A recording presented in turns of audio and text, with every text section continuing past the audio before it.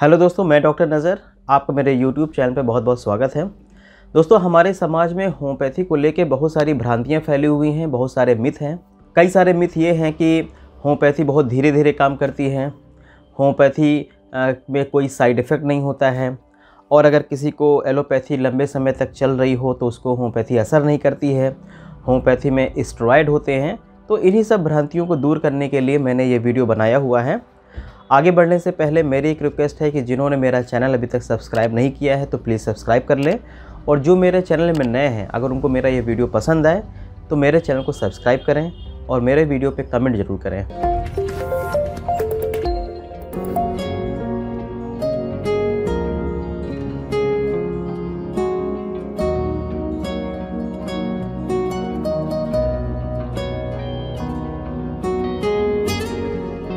दोस्तों, सबसे ज़्यादा प्रचलित मिथ या भ्रांति ये है कि होम्योपैथी बहुत धीरे असर करती है।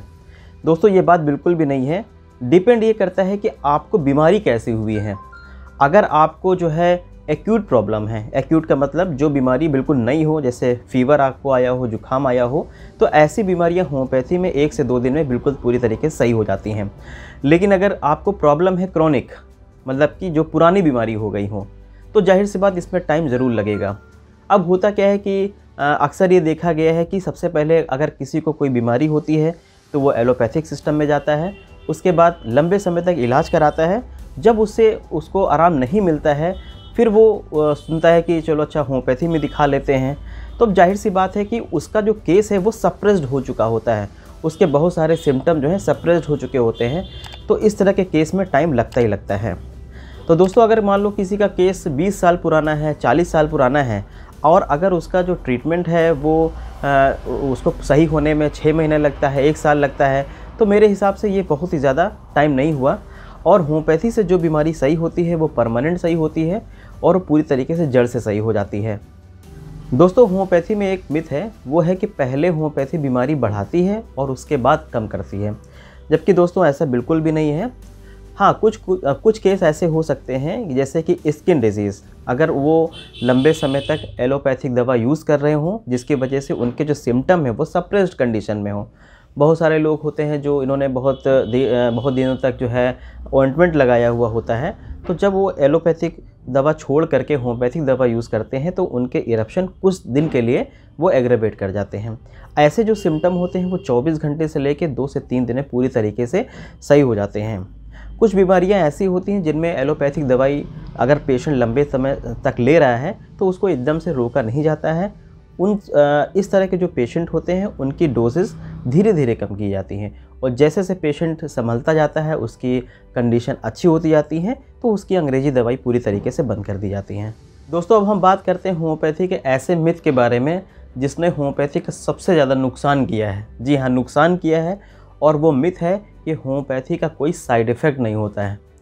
दोस्तों, इस टॉपिक पे मैं ऑलरेडी एक वीडियो बना चुका हूँ और उसका लिंक मैं डिस्क्रिप्शन में डाल दूँगा, और उसमें मैंने बताया हुआ है कि अगर कोई पेशेंट लंबे समय तक कोई भी होम्योपैथिक दवा लेता है बिना किसी डॉक्टर के सलाह के, तो वो दवा जो है उसके ऊपर प्रूफ हो सकती है। प्रूफ का मतलब ये होता है उसके अंदर ड्रग प्रूविंग हो सकती है, ऐसा हम लोग होम्योपैथी में बोलते हैं, ड्रग प्रूविंग होना।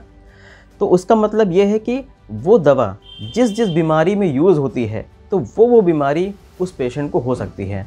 तो ये बहुत ही ज़्यादा सीरियस है। ऐसा मैंने कई बार देखा है कि पेशेंट अगर दवा खा रहे हैं और उनके घर में कोई बच्चा जिद करता है कि हमको भी मीठी गोली दे दें, तो वो सोचते हैं कि अरे होम्योपैथी है, इसमें तो कोई साइड इफ़ेक्ट होगा नहीं, और बच्चे को भी 1-2 गोली दे देते हैं। जबकि ऐसा करना बहुत ही ज़्यादा सीरियस हो सकता है और बहुत ही ज़्यादा ख़तरनाक हो सकता है।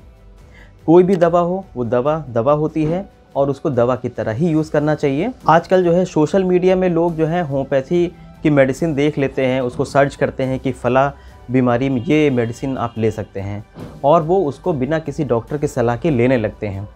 इस तरह से दवा अगर आप लेते हैं तो आपको कुछ सिम्टम में आपको आराम मिल सकता है या थोड़ा बहुत आराम मिल सकता है, लेकिन आपकी बीमारी पूरी तरीके से सही नहीं हो सकती है। फिर आप सोचते हैं कि होम्योपैथी को मैंने लिया था लेकिन उससे मुझे कोई लाभ नहीं हुआ है। तो दोस्तों, ऐसा बिल्कुल भी नहीं है कि होम्योपैथी का कोई साइड इफ़ेक्ट नहीं होता है। अगर आप कोई भी होम्योपैथिक दवा यूज़ करते हैं तो प्लीज़ उसके पहले जो है होम्योपैथिक डॉक्टर से आप जो है कंसल्ट ज़रूर कर लें, उसकी राय ज़रूर ले लें। एक मिथ दोस्तों और है कि अगर कोई एलोपैथिक दवाई या अंग्रेज़ी दवाई लंबे समय तक से ले रहा है, तो उसको लगता है कि इतनी हार्ड दवाई मैं ऑलरेडी ले चुका हूँ या ले रहा हूँ, तो इसके बाद होम्योपैथिक दवाइयाँ मेरे ऊपर सूट नहीं करेंगी। दोस्तों ऐसा बिल्कुल भी नहीं है। पहले के ज़माने में केवल पहले एलोपैथी ही यूज़ होती थी, उसके बाद काफ़ी दिन बाद होम्योपैथी आई, फिर धीरे धीरे करके लोगों पे इसका असर होना शुरू हुआ और आज होम्योपैथी दुनिया में नंबर 2 मेडिकल सिस्टम बन चुका है, जिसको सबसे ज़्यादा लोग अपना रहे हैं। दोस्तों सीधी सी बात यह है कि होम्योपैथी का असर हर कंडीशन में होता है, चाहे आप एलोपैथी यूज़ किए हो पहले या आपने यूज़ ना किया हो। दोस्तों एक बहुत ही इम्पॉर्टेंट बात यह है कि अगर किसी को कोई एलोपैथिक दवा चल रही हो और वो ज़रूरी हो, जैसे उसकी डायबिटीज़ की दवा चल रही हो, बीपी की दवा चल रही हो और जो है हार्ट की मेडिसिन चल रही हो, तो इसको बंद नहीं करना चाहिए। बिना किसी डॉक्टर सलाह के इसको बंद नहीं करना है। दोस्तों आप लोगों ने एक मिथ, एक भ्रांति और सुनी होगी होम्योपैथी के लिए कि होम्योपैथी अगर आप यूज़ करते हैं तो उसमें परहेज़ बहुत करना पड़ता है, जबकि दोस्तों ऐसा बिल्कुल भी नहीं है। इसमें भी वैसा ही है कि जो बीमारी आपको हुई है तो उससे रिलेटेड वैसा भोजन नहीं करना है जो उस बीमारी को बढ़ाता हो। एग्जाम्पल के तौर पे अगर आपको टॉन्सिलाइटिस हो गया हो, मतलब टॉन्सिल जिसको लोग आम भाषा में बोल देते हैं, तो अगर आप ठंडा पानी पीते हैं या आइसक्रीम खाते हैं तो जाहिर सी बात है कि आपकी ये बीमारी बढ़ेगी।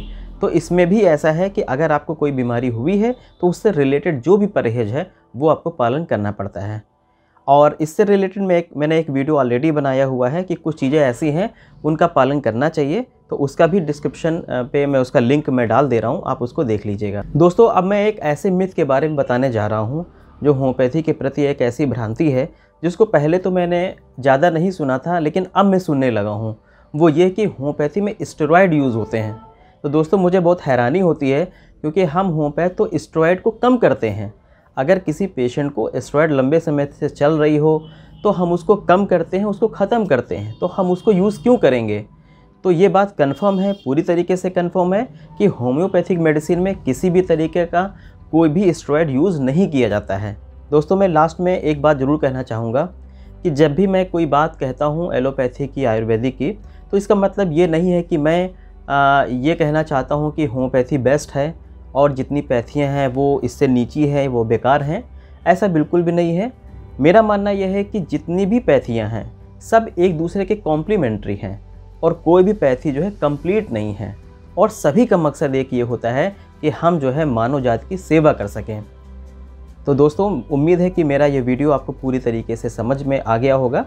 फिर भी अगर आपको कोई डाउट है होम्योपैथी से रिलेटेड तो आप जो है हमको व्हाट्सअप करके आप हमसे पूछ सकते हैं, या आप हमसे कमेंट बॉक्स में भी आप लिख करके हमसे आप पूछ सकते हैं। अगर ये मेरा वीडियो आपको अच्छा लगा हो तो प्लीज़ मेरे वीडियो को लाइक करें, कमेंट करें और मेरे चैनल को सब्सक्राइब जरूर करें।